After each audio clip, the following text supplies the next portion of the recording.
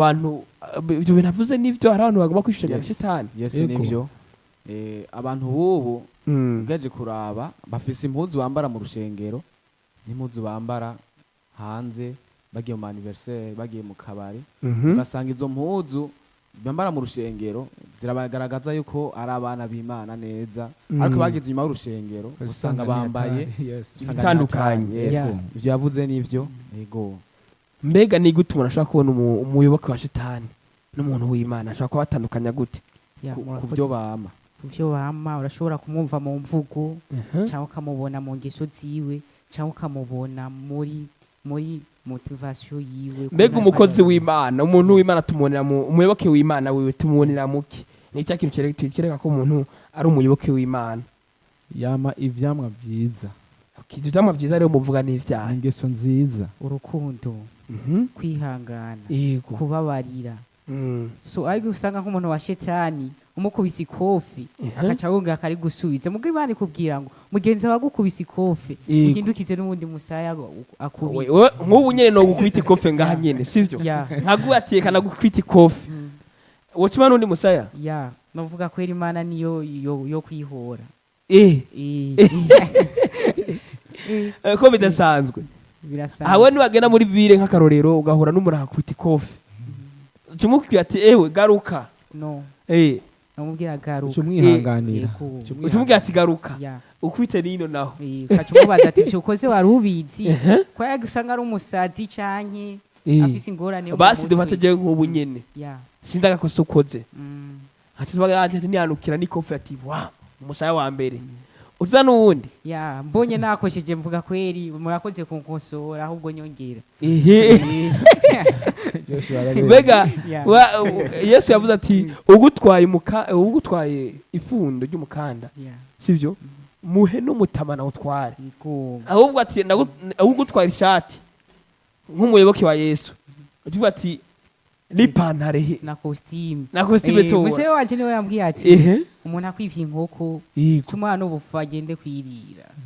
akwivye inkoko Cumwana. akamenya ati ni nakayivye Ya. Tukayibona no mu rupangu ati ngijya yayi. yayivye Acumwana ati tora n'ubufu. ukimuha n'ifu Ya. Mugasa mutayi mu bugombye gushigikira icamu guca umuhanura ati Eh. wari ukoze si vyiza. Yego. rero jewe ejo ninaza kwiba iwanyu nkiba inkoko utamwonekera n'agafuka semba ati genda ubukoze Genza mugo ivyo bintu Iwaga. kurakora si vyiza.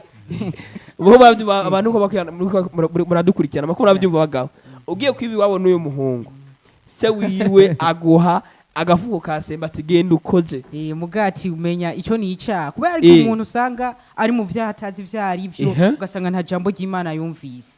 Mugabo uburonse hakanya ko kumubwira ijambo ry'Imana. Eh. Kimwe dati ibintu uri kurakora si vyiza. Mugabo genda iri ribi rya mbere n'igihanyuma ntuzosubira. Murakoze cyane. murakoze cyane rero tugiye ikintu gikomeye cyane aba ati rero wowe ni wibwa ukibwa pochette ya telefone Yeah. tutanga na telefone Cyane gose. hamwe cyumva ati ibyo bintu sivyo Ntuzobisubira.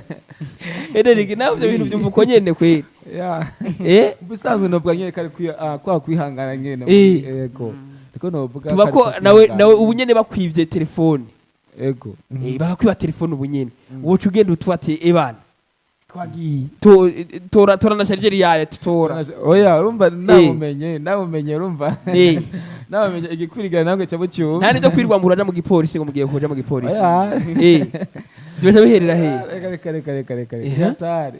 Sari. Mu bisanzwe je nka jewe ari nze ayinyiba yego nkamubona yego no muhamagara nkayi mwaka kuko hariho bamwe bafashe umusuma yego bacaja ko bagakubita Eh. bagakwa kumwica Mm. ariko niba mubaze kwanza icyatumye yiba yego ariko rero je vraiment novuga yuko ku bwanje maze kumubona ko ari we yayivye yego noca ndamufata hama nkaca ndamaka iyo telefone nkamubwira yuko ko yakosheje muri cya gishingo cyo kumukubita nkamubwira ubutumwa bwiza nkabwo ntuzusubire mugabo ahukiye kubiri n'amategeko Yesu yasavye Yesu yavuze ati ukwivye ego ukwivye umukanda w'umutamana muhe n'umutamana utware Yeah. we navuze ati ngucongere ugaja kuyimwaka Ico gihe utimwakirike icyo gihe Yesu yariko abivuga muri kijya gihe ibyari magera byarageruwe Ya. none mugabo bavuze ati umuntu aje kwiba iwanyu akiba inkoko ya muca mumuha agafuko kandi kasembe tigenda muka ntuzosubire Ntuzosubire. ibi rya mbere n'irya nyuma ntuzosubire yanyu hararyoshe kwiba ese nawe ubyumva gutyo kintu kuko Yesu yigishiriza mu migani tugira dusatira ukurangiza igomeye Yesu yigishiza mu migani yegomye ngira aho hari ikindi kintu yarashatse kuvuga Ehe. ego muri make twavuga ko icyo Yesu yavuze ntabwo ari nk'ibyo tubona uno munsi ntiyaravuze ngo ugukubise Ehe. ucumwiriza n'undi musa hamumuhe urega yavuze ati ugukubise wono musawe w'iburyo muhe n'ibubamfu ahubwo kubite. yarashatse kuvuga ati ahubwo ntimudoce mu Rwanda umwishure Ehe. ahubwo Eh. wihangane Eh. ego wihangane wihangane Ehe. kubyo bagukoreye ariko ntimuze mugwane Mm. kuko hari umuntu mukubita wazana bose baradukanya aho nyene ariko wewe nibaza iryo rindi tama ko ari kwihangana Mm. maybe go none Houston ngavuga ati abana b'Imana bambara nk'abana b'Imana nyene bakavuga nk'abana b'Imana nyene ya bagatambuka nk'abana b'Imana Yes, nyene yes. mbega abana b'Imana bambara gute yes ni za ngeso nziza irega gute kwambara mu bisanzwe, ukikwiza Ehe. ukimara kwakira umwami Yesu Ehe. nk'umwami ibya n'umukiza kera mu biba bwawe bihise yego ya haba haje ubuzima bushasha yegome w'ico gihe hamaze kuza ubuzima bushasha Ehe.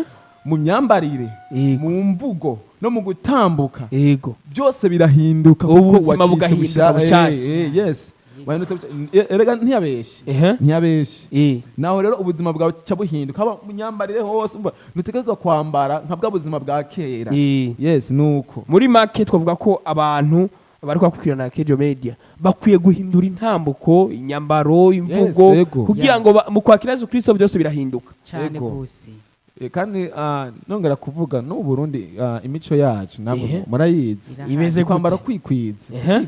turikwiza cyane rero ubuhanuye iki abantu n'umusa usanga agiye muri ville yambaye ipantaro irenga ku mavi cyangwa ijipo irenga ku mavi abacacanira ku bakobwa mu bisazo byo navuga wowe ko atari umurundi n'umuki uwo sinzi urabirukanye mu Burundi oya ahunyoye imico urabirukanye Oya, urabirukanye yayikandagiye yayikandagiye abakera nibo none muvuze ngo aho nyanze baturuka imico y'ikirundi ya twogera gusanga imico y'ikirundi n'imico y'ubukristo igomba gusa ko navuga yuko hamwe hamwe hamwe hamwe nka hehe no mu myambarire birasa Mu no nyambaro. myambarira abarundi bagomba kugira indero aho Ehe. bageze hose yego murabizi kuko ndibaza ego ni muri bibiliya n'ahantu handitse ati mwambare muhenere cyangwa Ehe. n'igihugu ntikibivuga ndibaza n'igihugu ntikibivuga Ya. ati ngo mwamugende muri gusa Eh. aho mwambare mwikwize ego mbega kwambara ukikwiza bishobora gufasha iki nko mu bakiriso no munsi mbega iyo umuntu yambaye akikwiza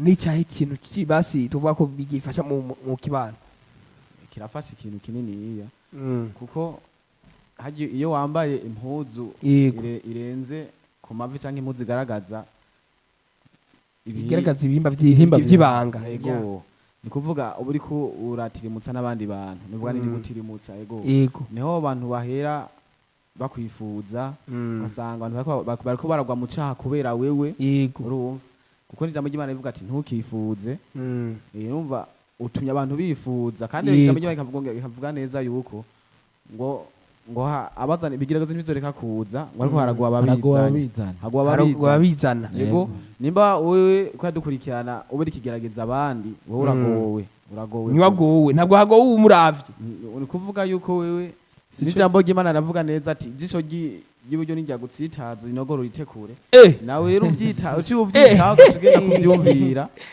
urumva nawe rero uragowe novuga ko yohinduka cyane akaza arikwiza natsitaza abandi mbwa bose bavuze ati igice ry'iburyo niba ari gutsitaza inogore urikureyo uritekure yawe reka hari abantu basigara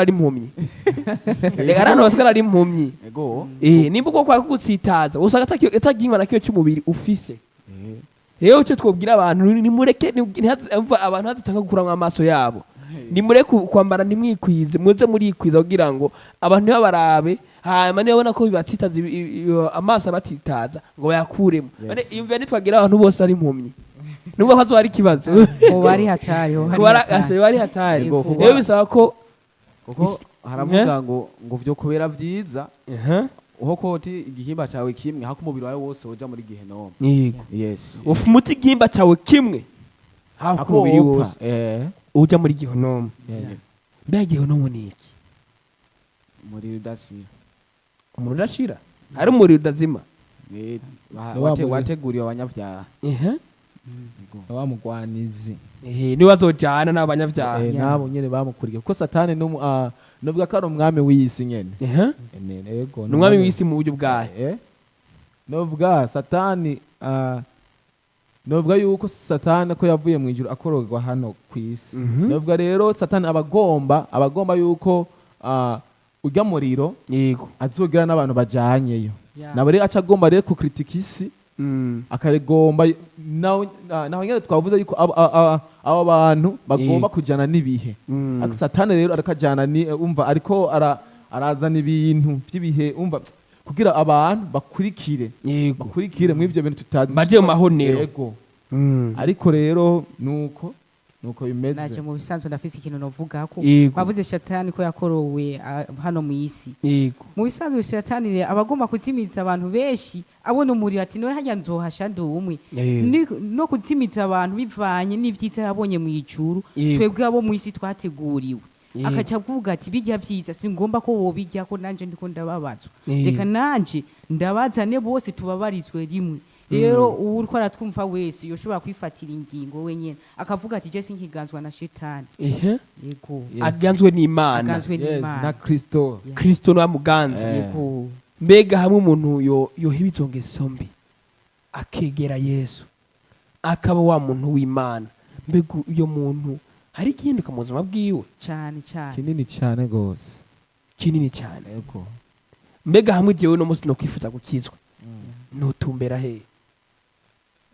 wo kwifuza gukizwa. yes urumva ko cha wo kwifuza gukiza. kwakira Yesu nk'umwami Yes. n'umukiza mu bwo bwanje. ko Ubwo ndazi nk'aha tumwe- Houston ko aratwandikira ashaka usanga Houston atarakizwa yego akiri umupagani. ya rero birashobora gutuma rero bati nimba hari ikigira akamaro ko kugira ko gukizwa ashobora ati rero ndabire kuraba niki umuntu rero aba ariko arakurikirana Kejo Media yorabira ko kuri mwebwe ugwaruka mwishizamo kugira ngo muvuge ubutumwa bwiza bw'Imana mubikishije mu ndirimbo. N'icyahe kintu umuntu amaze kubabona cyangwa yakurikirana indirimbo yanyu ashobora kwigira kuri mwebwe kugire akurikire Yesu. murakoze cyane. yego icyambere na mbere umuntu yotwigirako ehe ni ingeso nziza. kuko twavuze ati ni kwamamaza ubutumwa biciye muri no melody. yego ya ni kuvuga ubutumwa tubwira abajene benshi baze mu vya Kristo. hari ikindi kibazo babajikiye ati mbega mushobora kukisubira munsi nagitahuye neza. navuze gute? mbega je nakiye Yesu hamwe je no kwakira Ya, Yesu no cyahe woja niyahe nzira yotuma jewe nakira Yesu Kristo? Ya. mbega mwe vyonzamwo nihe no kwitura? ya Mutumbere. washobora kwegera pasteur Aha. cyangwa ukegera mugenzi wawe amaze kumenya ivy'Imana. Yego. uwo muntu ariko arakubwira Umukozi w'Imana. ubutumwa nk'umugenzi wawe wizeye asenga Eh. akakwatuza hari amajambo watura Ehe. ubwo nyene Imana ibije muri wewe n'ubwiza bw'Imana buca bumanuka muri wewe. Yego. murakoze. muri make kugira ngo uje ushoboye kuba umwe mu bantu b'Imana bisa kuronka umuntu akwaturisha amajambo ya kandi akazara kuba hafi. akazara kuba hafi. Yego. murakoze cyane tuvuga ati twari kumwe n'urwaruka rudasanzwe urwaruka rwishizamwe kugira ngo ruvuge ubutumwa bwiza rucishe mu ndirimbo. n'urwaruka mbega musanzwe mutuye he? ya twebwe dusanzwe dutuye mu Kanyosha. Aha. mu Kanyosha niyo dusanzwe twibereye. mbega indirimbo yanyu mwashyize mu mbuga izahe? ku rubuga rwa YouTube. Go. niho nyine ruri Yego. ku buryo umuntu akeneye kuwumviriza ashobora guca kuri YouTube. Rwitwa gute? ruri kuri channel yitwa gute? Ni channel y'izina ryacu nyene rya team. yijya gute? rega niko tukeneye ko umuntu abyumva. Yes. Ni Blessed Gospel Crew. Aha. Go. indirimbo yitwa ndi? Indirimbo yitwa Uruwambere by Blessed Gospel Crew. Yes. niyo uruwa mbere by Yes. Blessed Gospel Crew. Crew, yes. ni indirimbo numvise ko iyi ndirimbo igisha cyane ni indirimbo idasanzwe ku buryo tuvuga ko ikozwe mu buhinga budasanzwe kuko yakozwe n'abahinga rero tuvuga ati reka tubasezere tubabwira ati kandi dusubira dushishizemo gatoyi mu kubasezera hama tukira Derek agenda dusengeye ko kirazira ko n'abakozi b'Imana bagenda badasenze Yeah. atubasubira dushizemo akantu gatoyi kugira ngo dushe tubibuke muri ryacu ryabo ridasanzwe twagiye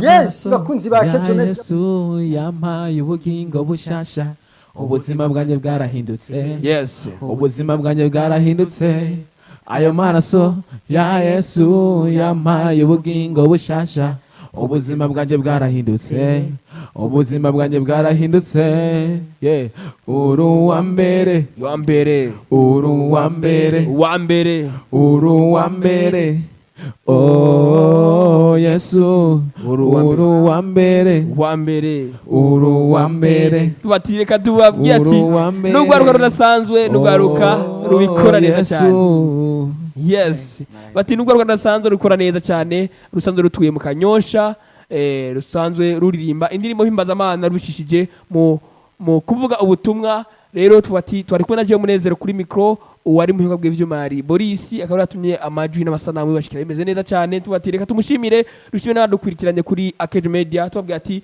nimugire subscribe mugire sabone mugire commentaire kugira ngo turabe ibyumviro byanyu maze igihano cy'ubutumwa bwiza kibanaye cyaguka hishikira benshi mugira share kandi kugira ngo ubutumwa bwiza bushikira abantu benshi nivyo Munezero kuri micro tubabwira ati murakoze cyane mugire umunsi mwiza n'uw'Imana mwiza mutangura indwi ejo mutangura mumeze neza mufite amagara meza mutangura akazi mumeze neza cyane murakoze cyane mugire umunsi mwiza Thank